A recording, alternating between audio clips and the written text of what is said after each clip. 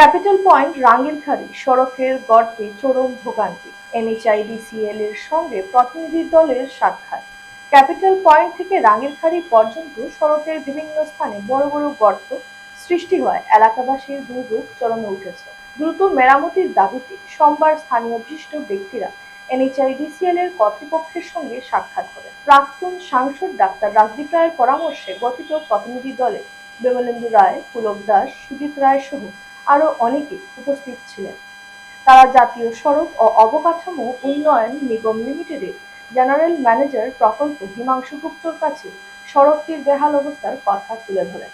বিমলেন্দু রায় জানান, রাস্তার গর্তের কারণে নিয়মিত দুর্ঘটনা ঘটছে এবং সাধারণ মানুষের যাতায়াতে ব্যাপক ভোগান্তি তৈরি হয়েছে। দীর্ঘদিন ধরে এই সমস্যায় মানুষ ক্ষতিগ্রস্ত হচ্ছেন বলেও তিনি উল্লেখ করেন। প্রতিনিধি দল জানায়, এনএইচআইডিসিএল এর কর্তৃপক্ষ দ্রুত মেরামতের কাজ শুরুর আশ্বাস দিয়েছে। এলাকাবাসী এখন দ্রুত কার্যকর পদক্ষেপের অপেক্ষায় রয়েছে। এনএইচআইডিসিএল অফিসে এসেছিলাম।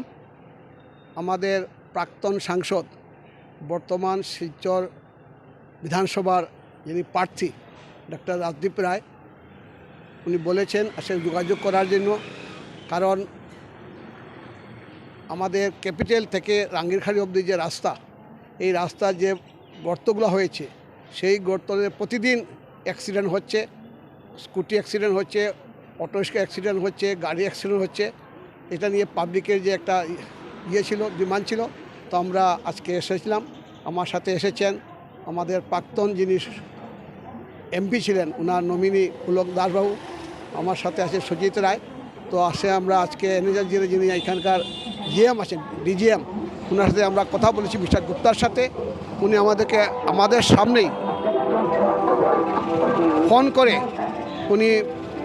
ওনার যে আধিকারিক আছে, ওনাকে নির্দেশ দিয়েছেন অতি সত্বর এই রাস্তাকে মেরামত করার জন্য। আর বাকি সম্পূর্ণ কাজ পরে হবে, আপাতত যাতে এটাকে পেচিং রিপেয়ার করা হয় সেই ব্যবস্থা উনি করেছেন। আমরা আশাবাদী যে হয়তো 2-4 দিনের মধ্যে রাস্তা ঠিক হয়ে যাবে।